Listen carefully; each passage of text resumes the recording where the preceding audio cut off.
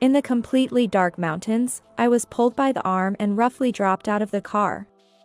I don't need a gold digger like you coming back. Sleeping outdoors sounds fun. From inside the car, my husband and mother-in-law just opened the window and, laughing together, said that. Then, the car quickly drove away. If only I could fly away into the sky. Today, as always, I was looking outside through the window. I am 30 years old. I am married to Ken, who is 32. And we live together with my mother-in-law, Martha. My parents, actually, died in an accident, leaving me with no relatives. I worked as an office lady and married, but after moving in together, I suddenly developed asthma. The condition was severe, and I became disabled and couldn't work anymore. I said I liked quiet women, but I never said I liked women with quiet health conditions. My husband came home and said this in an irritated tone. His attitude was harsher than usual. That's when I understood. Today is, the 25th. Payday. Normally, with both of us working, we should be able to live a richer life than most. How did it come to this? Thinking about how much of our salary goes to utilities, how much is taken by taxes. My husband was particularly moody on payday. A continuous clicking of his tongue. But what can I do? And while grumbling his dissatisfaction, he lit a cigarette, took a deep drag. And then exhaled the accumulated smoke. Cough. Cough. I choked on the smoke from the Marlboro cigarette. Even the smoke lingering in the room was too much for me. I felt like a piece of smoked ham. Then, Martha also lit her own Winston cigarette, which had been lying on the table. She too inhaled deeply, then exhaled the smoke just like before. Why does she have to imitate even this? I coughed again. Since my husband and mother-in-law smoke different brands, it felt like I was being smoked with a mix of cherry and applewood chips. I can relate to you now, ham. Watching me cough, both of them looked even more annoyed. This had become a monthly payday ritual. Really? I wish you'd earn at least enough to cover our cigarette expenses. So dramatic. You're coughing from asthma anyway, aren't you? That constant coughing and wheezing is so annoying. A good-for-nothing fox. My mother-in-law took another drag and exhaled a cloud of white smoke. The monthly payday event. A mother and son's joint bride bullying festival. Being criticized for my inability to work and my illness while engulfed in smoke. Was nothing but torture for me. But when you think about it, we should have questioned this from the start. Is asthma really so debilitating that you can't work? It's just a cough, right? One evening, my mother-in-law started this conversation. Apparently out of cigarettes, she pulled out her wallet to buy more. Only to realize she didn't have enough money for them. Her irritation at this discovery triggered the rant. Asthma and a mere cough are completely different. But my mother-in-law continued. Even when you were hospitalized last year, I thought it was just the doctor wanting to make money, fooling you. I mean, hospitalized just for a cough? When I asked around, everyone said it sounded ridiculous. Indeed, it was true that I couldn't work anymore, and the income one might have earned was lost. I'm not one to talk back against such harsh words. So I could only listen to my mother-in-law's unreasonable tirade. But then Ken added fuel to the fire. That's really true. Ken agreed. Just for a cough, you get a mountain of medicines. And it's not just once, it keeps going on. Why should we get involved in your time killing and the doctor's money making? He too fumbled in his chest pocket, seemingly wanting a cigarette. Though Ken still had a few cigarettes. He seemed to get irritated discussing this while being a few short. He kept clicking his tongue. Exactly. My mother-in-law, as if struck by a sudden idea, reached for my bag. She roughly grabbed my everyday shoulder bag and unzipped it. Then, holding it with both hands, she turned it upside down towards the ceiling. and opened the mouth of the bag wide, shaking it out. Everything inside my bag tumbled out, scattering in various directions on the floor. From the scattered pile, Martha reached straight for my wallet. What? I felt exposed, as if my privacy had been violated, and was shocked by her brazen touch on my wallet. Is she going to take the money for cigarettes? But Martha's next action surpassed all my expectations. It's crazy to go to the hospital just for a cough. We need to correct this wasteful behavior of the fallen bride, Martha shouted, and from my wallet, she pulled out, not cash or coins, but my Medicare card. I was utterly shocked, as the item she extracted was far beyond what I had imagined. The unexpected sight of my Medicare card left me speechless. Ignoring my stunned and frozen state, Martha proceeded with her next action. Holding my insurance card, she headed straight to the drawer where my medications were stored, opened it, and grabbed a month's worth of my medication. Returning to the living room, she began yelling at me. Just for a cough, you're buying all these medicines. This is excessive luxury. It's because of these ineffective medicines that you're not getting better. For a cough, you just need throat lozenges, plenty of which are available at any supermarket. After her tirade, she threw my medications and the Medicare card into the trash can with the organic waste. My lifeline. I turned pale. Well, they say the beginning is the hardest part of quitting smoking. You can do it. It's quitting medicines in your case, though. My husband grinned slyly. They say quitting smoking starts with candy. Everything begins with candy, after all. I was now receiving guidance from these two people who never could quit smoking, for some reason. Mother's tough love is different, indeed.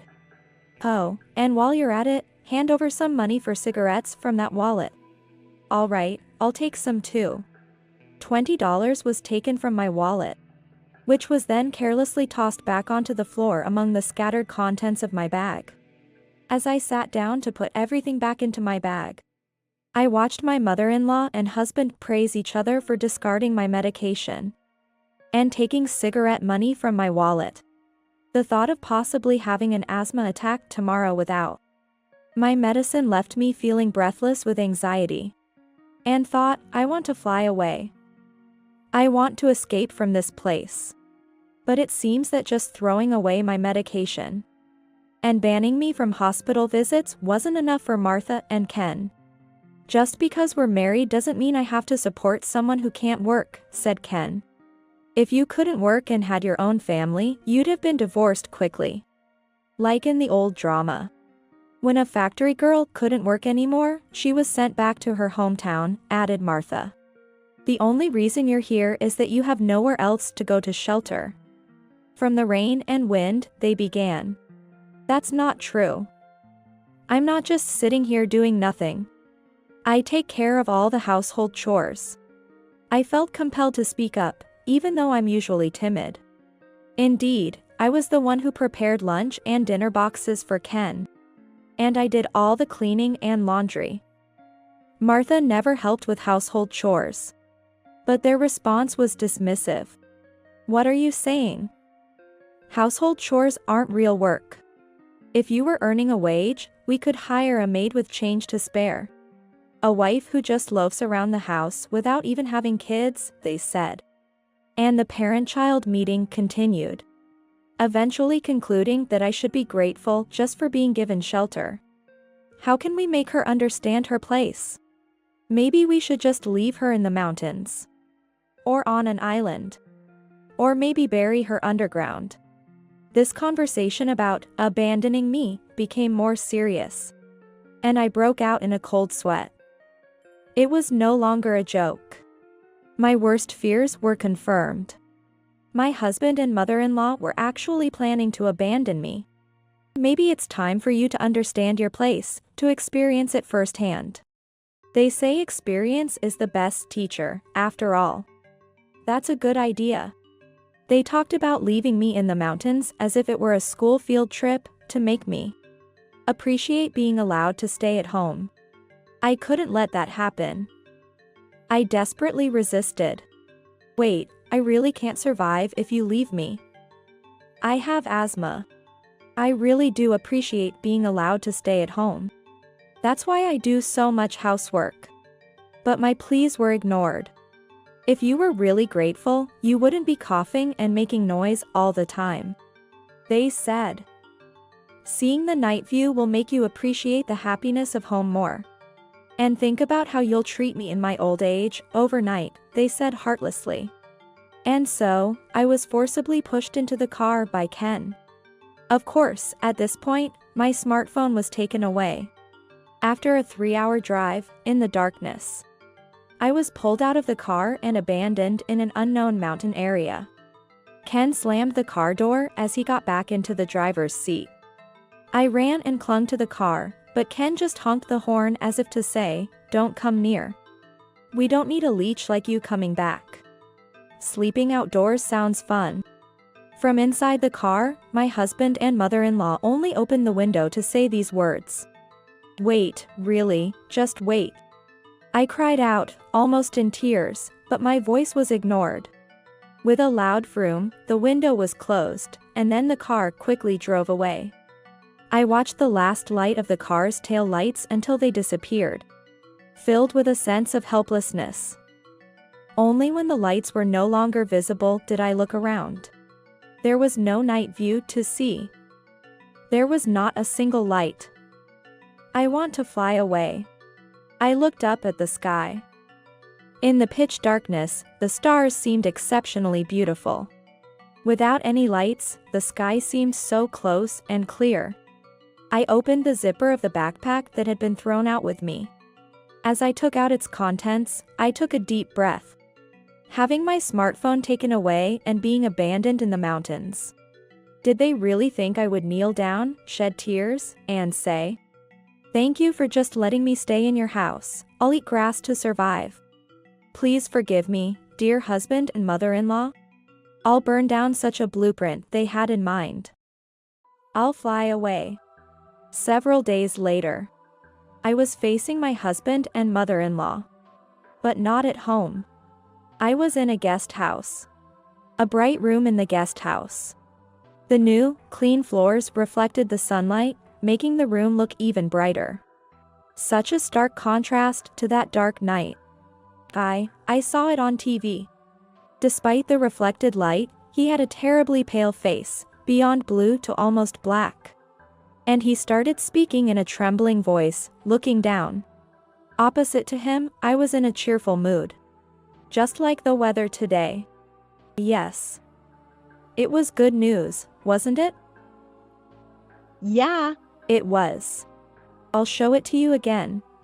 The landlady of the guest house had kindly recorded it, and I deliberately played it on the TV. The morning news. Rescued by a drone calling for help. It was featured as a piece of bright news. In the video, I was being interviewed. "Your drone piloting skills were amazing." Yes, I've been into aerial photography as a hobby for a long time. So flying at night wasn't a problem. The reporter asked more questions. "When did you come up with the idea to attach a letter to the drone?" I responded with a smile. I had been planning it since my husband and mother-in-law started talking about wanting to abandon me in the mountains. While showing them the interview, I looked down at the two of them, cowering. "How does it feel to have your actions exposed to the whole country?" Ken and Martha were trembling, their lips quivering. When did you learn to operate a drone?" he asked in a feeble voice. I chuckled. "Since you started calling me a waste of space. That's when I started thinking about flying away. My desire to fly away grew stronger after my health deteriorated. And I was subjected to their verbal abuse. I would often look up at the sky, sighing. But one day, while I was doing chores, I happened to see a TV program about drones.